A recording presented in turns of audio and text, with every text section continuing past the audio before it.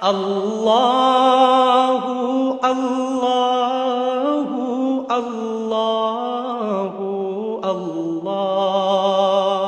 بسم اللہ الرحمن الرحیم۔ السلام علیکم ناظرین، پروگرام اتحاد امت اسپیشل کے حوالے سے ہمارے ساتھ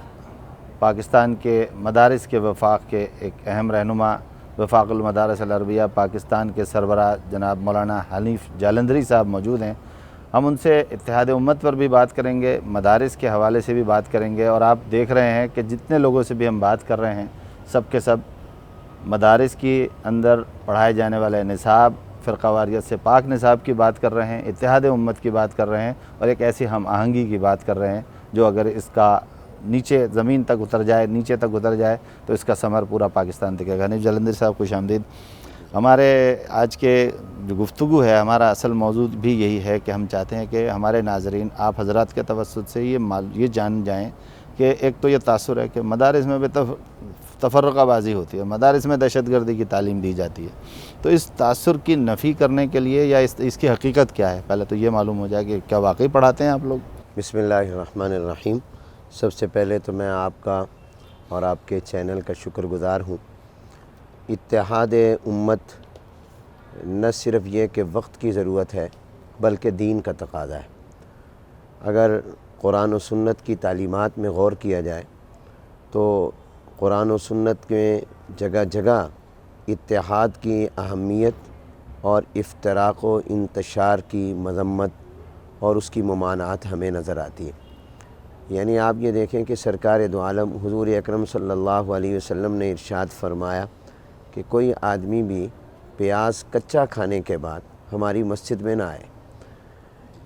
اور اس لیے نہ آئے کہ اس پیاز کچے کی اگر جو سمیل ہوگی وہ ساتھ کے نمازی کو تکلیف پہنچائے گی۔ تو جو اس حد تک تکلیف سے بچاتا ہے مسلمانوں کو اور انسانوں کو، وہ مذہب کیسے اجازت دے گا کہ آپ کسی کو گالی دیں، آپ کسی کے خلاف نفرت آمیز کلمات کہیں، آپ کسی کی زندگی کے لیے خطرہ بنیں، آپ اس کی جان لیں، آپ کسی کو کسی بھی طرح خطرے سے دوچار کریں۔ حجر اسود کا بوسہ کتنی بڑی سعادت ہے، لیکن فرمایا گیا کہ اگر حجر اسود کا بوسہ لیتے وقت میں ہجوم اتنا ہو کہ آپ کے لیے کسی کو دھکا اور تکلیف دیے بغیر بوسہ لینا ممکن نہ ہو تو آپ بوسہ چھوڑ دیں تاکہ کسی کو تکلیف نہ پہنچے۔ تو اس سے آپ اندازہ لگا سکتے ہیں کہ مسلمانوں کو ایذا رسانی سے اور انسانوں کو ایذا رسانی سے اسلام کتنا بچاتا ہے۔ اور ظاہر ہے کہ جب بھی افتراق ہوگا، انتشار ہوگا، تو وہاں یہ لازمی ہوگا کہ آپ کسی کو تکلیف پہنچائیں گے۔ قرآن کریم میں یہ جو جگہ جگہ حکم ہے کہ آپس میں تفرقہ بازی نہ کرو، انتشار نہ کرو، تمہاری ہوا اکھڑ جائے گی۔ اور پھر آپ دیکھیں کہ اجتماعیت پر اتنا اسلام زور دیتا ہے کہ یہ نہیں فرمایا گیا کہ جس کا جب جی چاہے وہ نماز پڑھ لے، اگرچہ تنہا نماز پڑھنے سے فرض ادا ہو جاتا ہے، مگر نماز با جماعت کا حکم دیا گیا۔ اور جناب نبی کریم صلی اللہ علیہ وسلم نے یہاں تک فرمایا کہ میرا یہ دل چاہتا ہے کہ جو لوگ نماز کے جماعت کے لیے مسجد میں نہیں آتے اور اذان سننے کے بعد گھروں میں بیٹھے رہتے ہیں،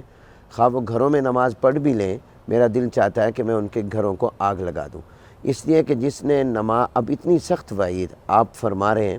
حالانکہ نماز با جماعت نہ فرض ہے نہ واجب ہے، سنت مؤکدہ ہے، لیکن آپ علیہ السلام نے یہ بات جو فرمائی اس لیے فرمائی کہ وہ ایک اسلام کا جو اجتماعی نظام تھا جس سے اتحاد اور اتفاق کا مظاہرہ ہونا تھا، یہ اس سے متاثر ہوتا ہے اگر کوئی آدمی تنہا نماز پڑھ رہا ہے۔ اسی طرح رمضان المبارک کے روزے فرض کیے گئے تو پوری امت پر ایک ہی ماہ کے، یہ نہیں کہ جس میں جب استطاعت ہو وہ ایک ماہ کے روزے رکھ لے۔ حج کے لیے یہ نہیں فرمایا گیا کہ جس کے پاس جب پیسے ہوں وہ حج کر کے آ جائے، حالانکہ عرفات، مینا، مزدلفہ، مکہ المکرمہ ہر وقت موجود ہے، صفا مروہ پورا سال موجود ہے۔ ایک وقت متعین کیا گیا، ایک دن متعین کیا گیا، جگہ متعین کی گئی تاکہ یہ ظاہر کا اثر باطن پر ہو، کیونکہ ظاہر کا اثر باطن پر ہوا کرتا ہے۔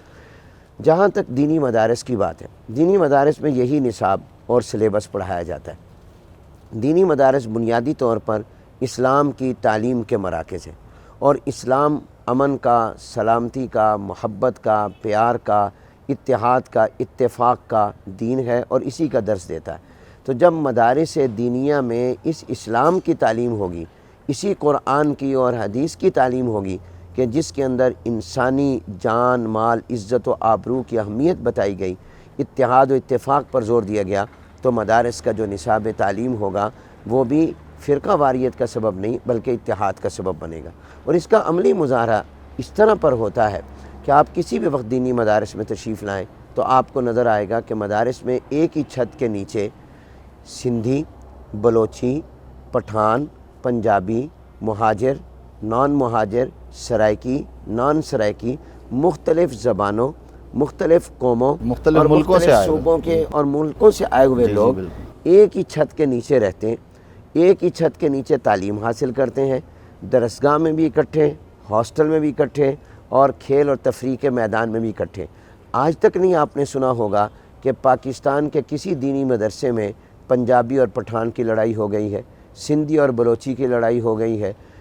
اردو سپیکنگ نان اردو سپیکنگ کی لڑائی ہو گئی ہے۔ آج تک کسی تھانے میں کوئی پرچہ درج نہیں ہوا کہ وہاں پر لسانی اور صوبائی اور علاقائی تعصبات جو ہیں وہ بھڑک اٹھے ہیں۔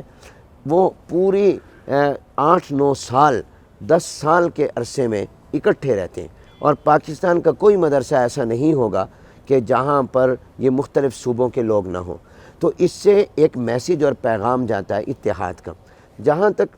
فرقہ وارانہ منافرت کی بات ہے، دہشت گردی، انتہا پسندی کی بات ہے، میں سمجھتا ہوں کہ اس کا دینی مدارس کے نصاب سے یا نظام تعلیم سے کوئی تعلق نصاب نہیں، میں ایسی کوئی چیز، اور اس کے کوئی اور اسباب ہیں۔ نصاب تعلیم تو ہمارا وہی ہے جو آج سے 1400 سال پہلے تھا۔ ہمارے نصاب تعلیم کی جو بنیاد ہے وہ قرآن و سنت ہے، اور بر صغیر پاک و ہند میں دینی مدارس 300 سال 350 سال پہلے قائم ہوئے، تو ان کے نصاب کے جو بنیادی چیزیں ہیں وہ وہی ہیں۔ ضرورت کے مطابق اس میں اضافہ ضرور ہوا، عصری تعلیم کا، جدید علوم کا ہوا، لیکن اس کی بنیادیں اور اس کی بیسک چیزیں وہی پر ہیں۔ اس لیے نصاب تعلیم میں کوئی ایسی چیز نہیں، بلکہ ہم جب علمی اور فقہی اختلاف پڑھاتے ہیں اس کا زیادہ تر حصہ مذاہب اربعہ سے آتا ہے۔ امام احمد بن حنبل کا موقف کیا ہے، امام شافعی رحمۃ اللہ علیہ کا مسلک کیا ہے، امام مالک کا مسلک کیا ہے، امام ابو حنیفہ رحمۃ اللہ علیہ کا مسلک کیا ہے، ہم یہ اپنے نصاب میں پڑھاتے ہیں، اور ان حضرات کا نام بڑے احترام سے لیتے ہیں اور ان کے دلائل بیان کرتے ہیں۔ یہ جو ہمارے دیوبندی، بریلوی، شیعہ، سنی، اہل حدیث، غیر اہل حدیث کے مسائل ہیں، اختلافات ہیں، یہ مدارس کے نصاب تعلیم میں بہت کم، یعنی اگر میں یہ کہوں کہ آٹے میں نمک کے برابر ہوں یہ گے۔ بھی تعلیم دینے کے لیے ہے، یہ بھی ایک ریسرچ ہے، ایک تحقیق ہے۔ دلائل کی بنیاد پر تو آپ علمی اختلاف کر سکتے ہیں، شاگردوں نے اپنے استادوں سے اختلاف تو کیا۔ پھر یہ معاشرے میں اس کا اثرات تو نظر آتے ہیں کہ لوگ شیعہ سنی، کبھی کوئی بریلوی دیوبندی بہت زیادہ تھا، اب شیعہ سنی پھر شروع ہو گیا، تو یہ کیا چیز ہے کہ پھر یہ کہاں سے آتا ہے؟ یہ مدارس سے نہیں آ رہا؟ یا میں آپ کو عرض کرتا ہوں کہ یہ مدارس سے نہیں، اور اس کی ایک بڑی دلیل یہ ہے کہ مدارس جو ہیں وہ 250-300 سال سے اس بر صغیر میں اور جنوبی ایشیا میں ہیں، اور یہ بھی آپ لوگ کہتے ہیں اور حقیقت بھی ہے کہ مدارس کا نصاب بنیادی طور پر وہی ہے۔ جی، اگر ان مدارس کی طرف سے یہ فرقہ وارانہ منافرت پیدا ہوتی تو آج سے 100 سال پہلے، 200 سال پہلے، 150 سال پہلے، 50 سال پہلے بھی ہوتی۔ حالانکہ آپ اس کا اگر دورانیہ دیکھیں تو یہ 25 سے 30 سال پر محیط ہے، 1985-86 یہ سے تقریباً ابھرا ہے بے یعنی تحاشا۔ 25-30 سال پر اس کا یہ عرصہ ہے کہ جب فرقہ وارانہ بنیاد پر فسادات ہو رہے ہیں، قتل و غارت ہو رہے ہیں۔ تو اس کے عوامل، اس کے اسباب کچھ اور ہیں۔ بہت سارے اسباب سیاسی ہیں، بہت سارے اسباب معاشی ہیں، اور اس کی ایک بڑی وجہ جہالت بھی ہے، جی، تعلیم کی کمی بھی ہے، غربت بھی ہے، بے روزگاری بھی ہے، اور اسی طرح کچھ عالمی حالات بھی ہیں، اور کچھ بیرونی مداخلتیں بھی ہیں، اسلحے کی فراوانی بھی ہے، اور جذباتی عنصر بھی ہمارے یہاں پر مختلف اسباب کی بنا پر پیدا ہوا۔ اور اس میں ایک بہت بڑی وجہ میرے نزدیک قابل اعتراض تحریر و تقریر بھی ہے کہ بہت سے لوگوں نے جب تحریر و تقریر میں قابل اعتراض انداز اختیار کیا، حدود سے تجاوز کیا، تو اس کے اوپر قانون نے پوری طرح گرفت نہیں کی، اور ہماری حکومتوں کے اپنے سیاسی مفادات رہے، تو اس میں قانون کی بالادستی نہیں ہوئی اور قانون ڈھیلا نظر آیا، کسی کو آگے بڑھایا، مجرموں کسی کو کو سزا کھینچ لیا۔ نہیں، بلکہ کئی تنظیمیں فرقہ وارانہ خود اداروں نے بنوائی، مختلف ایجنسیوں نے بنوائی اپنے مقاصد کے لیے۔ لڑاؤ اور حکومت کرو کی پالیسی انگریز دے گیا ہے، اس کے مطابق ہے۔ میں یہ سمجھتا ہوں کہ ملی یکجہتی کونسل کا جو قیام ہے اور ملی یکجہتی کونسل کی جو تشکیل نو ہے، یہ بارش کا انشاءاللہ پہلا خطرہ ہے۔ اور اس سے پہلے ہم نے مدارس کے جتنے وفاق ہیں اور تنظیمیں ہیں جن کے نیٹ ورک میں تقریباً 20 سے 25 ہزار مدارس اور 25 لاکھ طلبہ اور طالبات ہیں، انہوں نے اپنا اتحاد قائم کیا، اتحاد تنظیمات مدارس پاکستان کے نام پر۔ اور الحمدللہ ہم آپس میں اکٹھے بھی ہوتے ہیں، مشاورت بھی کرتے ہیں، ایک دوسرے سے استفادہ بھی کرتے ہیں، اور ہم ایک دوسرے کے ساتھ تعاون بھی کرتے ہیں۔ اور اب یہ ملی یکجہتی کونسل جو ہے اس کا احیاء ہوا ہے، تو امید ہے کہ انشاءاللہ آنے والے دنوں میں اگر یہ اتحاد تنظیمات مدارس پاکستان، ملی یکجہتی کونسل پاکستان کے مدارس کی سطح پر بھی اتحاد ہو، ایک غیر سیاسی مذہبی بنیادوں پر بھی ایک اتحاد ہو، اور سیاسی جماعتوں میں بھی اگر اتحاد ہو جائے، بالخصوص دینی سیاسی جماعتوں میں، تو انشاءاللہ یہ پھر تمام اطراف سے جب اتحاد اس کی کے اتفاق ثمرات کی نظر بات آئیں گے۔ آئے گی تو اس کے نتائج ملک و ملت کو پہنچیں ابھی گے۔ آپ نے جہالت کا تذکرہ کیا، تو ایک تو بہت ہی دلچسپ بات کل سننے کو ملی کہ ایک زمانے میں علماء کرام کے حوالے سے جب کوئی چیز تحریر کی جا رہی تھی تو ان کو ان پڑھ لکھا گیا، یعنی بڑے جید علماء کے بارے میں، اس لیے کہ انہوں نے عصری تعلیم اس وقت کی حاصل نہیں کی تھی۔ اب آج بھی یہ کہا جاتا ہے کہ دینی مدارس جدید تعلیم یا عصری تعلیم کے مخالف ہیں، تو بڑی مطلب اچھی یہ بات کہ آپ میں نے اس کا فرمائی۔ ہم ابھی تو تاثرات ہی کی تردید اور وضاحت میں ہیں، لیکن یہ ایک بہت اہم بات ہے، اکثر یہ تاثر ہے کہ یہ لوگ تو جدید تعلیم جانتے ہی نہیں۔ پہلی بات تو یہ ہے کہ جو آپ نے بات فرمائی، جب پاکستان کی پہلی مردم شماری ہوئی تو شیخ الاسلام علامہ شبیر احمد عثمانی رحمۃ اللہ علیہ، جو تحریک پاکستان کے نامور قائدین میں اور قائد اعظم مرحوم کے ساتھیوں میں سے تھے،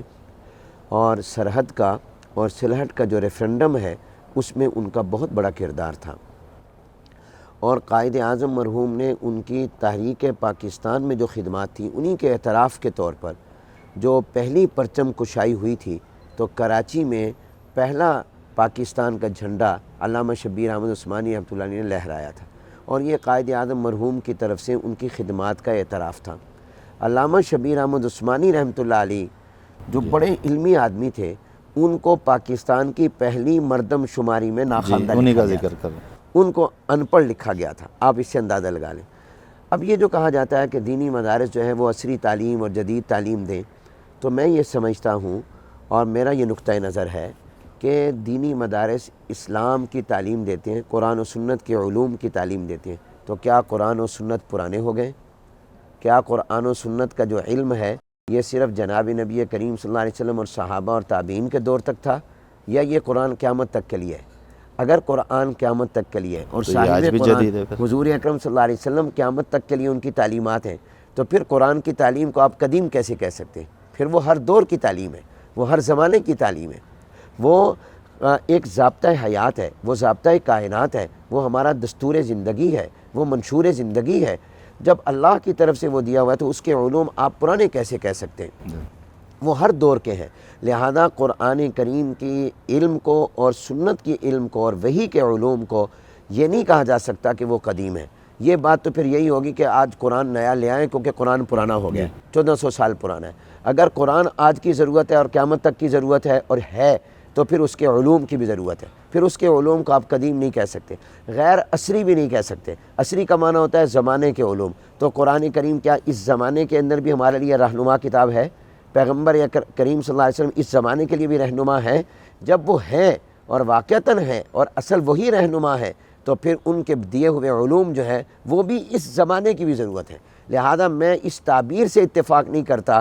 کہ ہم قرآن کے علوم کو غیر عصری علوم کہیں، دینی علوم کو غیر عصری کہیں۔ میرے نزدیک یہ بھی عصری علوم ہے۔ ہاں، یہ تعبیر کی جا سکتی ہے کہ جو جدید چیزیں آئیں، جدید تحقیق کے نتیجے میں، سائنسی ایجادات کی روشنی میں، یا زمانے کے ترقی کے ساتھ جو ضرورتیں پڑیں، تو ان کی وجہ سے جو ہمیں چیزیں ہیں وہ مدارس کی تعلیم کا بھی حصہ ہوں، وہ بالکل حصہ ہے۔ اور مدارس کے اندر الحمدللہ میٹرک تک، ایف اے تک باقاعدہ تمام جنرل مضامین جو ہیں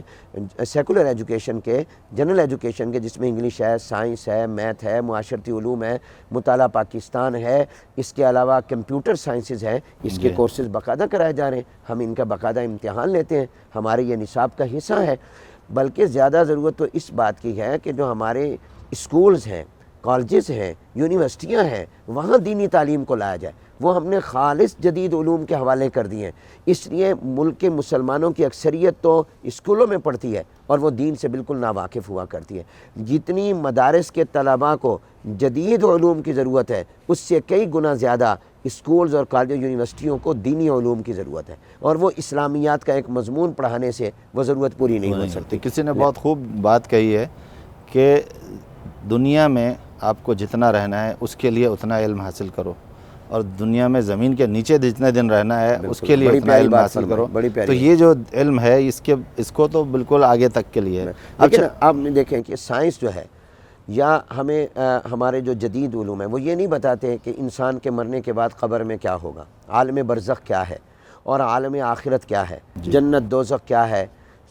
پل صراط کیا ہے، حساب و کتاب کیا ہے، میدان معاشر کیا ہے، اور آگے کا جہان کیا ہے۔ یہ آپ کو وحی بتائے گی، یہ نبی بتائے گا، یہ قرآن بتائے گا، اور یہ جس سے ملے گا وہ مسلمان کی وہ بھی ضرورت ہے۔ اور میں یہاں ضمناً یہ بات بھی کہہ دوں کہ اکثر آپ نے یہ سنا ہوگا کہ یہ سوال اٹھایا جاتا ہے کہ دینی مدارس سے ڈاکٹر کیوں نہیں پیدا ہوتے، انجینئر کیوں نہیں پیدا ہوتے، سائنسدان کیوں نہیں پیدا ہوتے، لائر کیوں نہیں پیدا ہوتے۔ بات یہ ہے کہ اسپیشلائزیشن کا دور ہے، اسپیشل ایجوکیشن کا دور ہے، اور دینی مدارس کا جو بنیادی مقصد ہے قیام کا وہ ہے دینی تعلیم، عالم دین تیار کرنا۔ آپ نے کبھی یہ سوال کیا کہ میڈیکل کالج جو ہے وہ لائر کیوں نہیں پیدا کر رہا، ایک سائنس کالج جو ہے اس سے ڈاکٹر کیوں نہیں پیدا ہو رہا، ایک انجینئرنگ کالج سے وکیل کیوں نہیں تیار ہو رہا؟ دیکھیے ہر ایک کا اپنا اپنا دائرہ ہے۔ تو جب وہاں یہ سوال نہیں اٹھتا تو میں یہ پوچھتا ہوں کہ مجھے یہ بتایا جائے کہ ہماری یونیورسٹیوں نے کتنے مفتی پیدا کیے، کتنے مفسر پیدا کیے، کتنے محدث پیدا کیے، کتنے فقیہ پیدا کیے، کتنے عالم پیدا کیے۔ اگر دینی مدارس نے قوم کو ڈاکٹر نہیں دیے، جبکہ دینی مدارس کا یہ مقصد ہی نہیں ہے، تو پھر یونیورسٹیوں سے بھی یہ سوال کیا جائے کہ آپ نے پاکستان کے مسلمانوں کو کتنے مفتی اور عالم اور محدث دیے۔ بالکل۔ اچھا، اب یہ تو وہ باتیں ہو گئیں جو نہیں سمجھیں گے، تاثرات کی تردید ہے۔ دینی مدارس کے اوپر قدغن لگی، پابندیاں لگیں، بے نظیر بھٹو کے دور سے ہی NOC کا مسئلہ آیا، جنرل پرویز مشرف کے دور میں تو اس کی حد ہو گئی۔ تو ان پابندیوں، ان پریشانیوں سے کس طرح نمٹ رہے ہیں، اور کیا ابھی بھی کچھ پابندیاں برقرار ہیں؟ دیکھیے 9/11 کے بعد پوری دنیا کے مسلمانوں پر ایک جبر اور دباؤ آیا ہے، اور پوری مسلم دنیا ایک دباؤ میں ہے۔ ان کا سیاسی نظام، ان کا معاشی نظام، ان کی داخلہ خارجہ پالیسیاں، اور ان کا انتظامی ڈھانچہ، اور اس کے ساتھ ساتھ ان کا تعلیمی نظام بھی، وہ بھی دباؤ میں آیا ہے۔ تو پوری مسلم دنیا ایک دباؤ میں ہے، اور ان کے تعلیمی نظام جو ایک ریڑھ کی ہڈی کی حیثیت رکھتا ہے وہ بھی اس وقت میں عالمی استعمار جو ہے وہ اس کو تبدیل کرنا چاہتا ہے اپنی مرضی کے مطابق۔ اور مدارس جو اسلام کے قلعے ہیں اور اسلام کے علوم کے مرکز ہیں، ان کے اوپر بھی یہ دباؤ اور پریشر آیا۔ پرویز مشرف کا جو دور تھا، اس دور میں انہوں نے کچھ ایسے اقدامات کا ارادہ کیا تھا، لیکن الحمدللہ بات چیت اور ڈائیلاگ اور مذاکرات کے نتیجے میں اور اتحاد تنظیمات مدارس کے باہمی اتفاق کی برکت سے کوئی ایسی پابندی اور قدغن جو ہمارے نصاب تعلیم کو، نظام تعلیم کو، نظام امتحان کو متاثر کر سکے، کوئی ایسی پابندی نہیں لگ سکی۔ ارادہ تھا مگر وہ ارادہ ان کا کامیاب نہیں ہوا۔ اور اس کے بعد جو موجودہ حکومت آئی ہے، ان کے ساتھ بھی ہمارے مذاکرات بات چیت چل رہے ہیں، لیکن الحمدللہ اب تک دینی مدارس ایک آزادانہ فضا میں کام کر رہے ہیں۔ منفی مہم ضرور ہے، پراپیگنڈا ضرور ہے، اس کی وجہ سے ہمارے لیے کئی مسائل پیدا ہوئے ہیں، مگر قانونی طور پر کوئی ایسی پابندیاں نہیں ہیں جس کی وجہ سے دینی مدارس کی آزادی، حریت اور خود مختاری پر کوئی آنچ آئی ہو۔ ملی یکجہتی کونسل نے اتحاد تنظیمات مدارس کے ساتھ جو ایک ان کا آپ کا کمیشن تشکیل دیا ہے، اس کمیشن کے کیا مقاصد ہیں اور یہ کیا کرنے جا رہا ہے؟ ابھی اس کمیشن کے بارے میں ہماری کوئی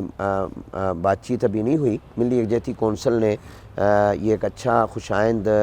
کمیشن قائم کیا، لیکن ابھی یک طرفہ طور پر ہے۔ ہماری اس موضوع پر اتحاد تنظیمات کی باضابطہ میٹنگ ملی یکجہتی کونسل سے ہوگی، اور پھر اس پر ہم ملک کے تمام تعلیمی نظام کو پر غور کریں گے کہ ہم کس طرح یہ جو دوری ہے ایک دینی علوم کی اور آپ کہہ لیں کہ ایک جدید علوم کے درمیان، یا یہ سیکولر تعلیم کے درمیان، اس دوری کو ہم کیسے کم کر سکتے ہیں، اور مدارس اور اسی طرح پر ہمارے عمومی تعلیم کے جو ادارے ہیں ان کے نصاب میں کیا کیا تبدیلیاں اور نظام تعلیم میں کیا تبدیلیاں آ سکتی ہیں۔ مجھے امید ہے کہ اس کمیشن نے اگر مسلسل کام کیا اور غور و فکر کے ساتھ کام کیا تو پاکستان کے مسلمان جو اپنے تعلیمی نظام کے اعتبار سے دو کشتیوں میں سوار ہیں اور اس کی وجہ سے وہ آج تک کوئی صحیح معنوں میں تعلیمی میدان میں ترقی نہیں کر سکے، تو امید ہے کہ انشاءاللہ ایک اچھا جامع نصاب تعلیم اور نظام تعلیم ہم قوم کو دے سکیں انشاءاللہ۔ اب یہ جو یعنی سلفیہ، بریلوی، دیوبندی، اہل حدیث یا مختلف مکاتب ہیں، ان کے بھی یہ وفاق موجود ہیں اور یہ بھی، تو تھوڑا سا اس میں بھی کوئی ہم آہنگی اور ایسا اتحاد امت کا عنصر ہو کہ جو تھوڑی بہت بھی اگر کہیں ڈھیل موجود ہے تو اس کو ختم کر کے ایک اتحاد امت کا درس نیچے تک اتارا جائے۔ یا جہاں تک تو بات ہے ان 5 وفاقوں اور تنظیمات مدارس کی، ان کے جو 4 ہیں وفاق، جس میں وفاق المدارس العربیہ پاکستان، تنظیم المدارس پاکستان، وفاق المدارس سلفیہ پاکستان اور رابطۃ المدارس الاسلامیہ، ان چاروں کے تو نصاب میں کوئی جوہری فرق نہیں ہے، کوئی بنیادی فرق نہیں، ترتیب کا فرق ہوگا، بہت کم مضامین یا کتب کا مواد کا فرق ہوگا۔ البتہ جو وفاق المدارس شیعہ ہے ان کی چونکہ بنیادی کتب بھی الگ ہیں تو ان کے نصاب میں اور ان چاروں کے نصاب میں فرق ہے اور کافی فرق ہے، جوہری فرق بھی کہہ سکتے ہیں، لیکن بہرحال اس نقطے پر سب متفق ہیں کہ ہمیں ایسی تعلیم دینی چاہیے جس سے اتفاق کو، اتحاد کو فروغ ملے، جس سے منافرت پیدا نہ ہو، اور جب اتحاد تنظیمات مدارس کا قیام عمل میں آیا ہے تو امید ہے کہ انشاءاللہ یہ صوبائی سطح تک بھی، ضلع کی سطح تک بھی، تحصیل کی سطح تک بھی، یعنی گراؤنڈ لیول تک بھی انشاءاللہ اس کے نتائج اور ثمرات جائیں گے۔ بہت شکریہ قاری حنیف صاحب۔ جزاک اللہ۔ ناظرین، آپ نے دیکھا کہ قاری حنیف جالندری صاحب نے بھی وہی باتیں بتائی ہیں کہ دینی مدارس میں نہ تو فرقہ واریت پڑھائی جاتی ہے، نہ دہشت گردی کی تعلیم دی جاتی ہے، بلکہ جو چیز انہوں نے بتائی وہ تو یہ بتائی کہ اس وقت جن کو جدید تعلیمی ادارے یا جن کو عصری تعلیمی ادارے کہا جاتا ہے وہ بہت پیچھے ہیں اور وہ چیز نہیں تیار کر کے دے رہے جو ان کو کام کرنا چاہیے تھا۔ اور اب جو انہوں نے بتایا کہ ملی یکجہتی کونسل کے سائے تلے یا اس کی چھتری تلے یہ سب وفاق کے تمام مدارس کے وفاق مل کر بیٹھے ہیں اور مزید یکجہتی کی طرف جا رہے ہیں اور اس یکجہتی کو اور اتحاد کے پیغام کو نیچے تک اتاریں گے انشاءاللہ۔ اس پیغام کو پورے پاکستان تک اتاریں گے اور پاکستان میں یکجہتی اور اتحاد کی فضا برقرار رہے گی۔ اس کے ساتھ ہی اپنے میزبان مظفر اعجاز کو اجازت دیجیے۔ السلام علیکم۔ اللہ اللہ اللہ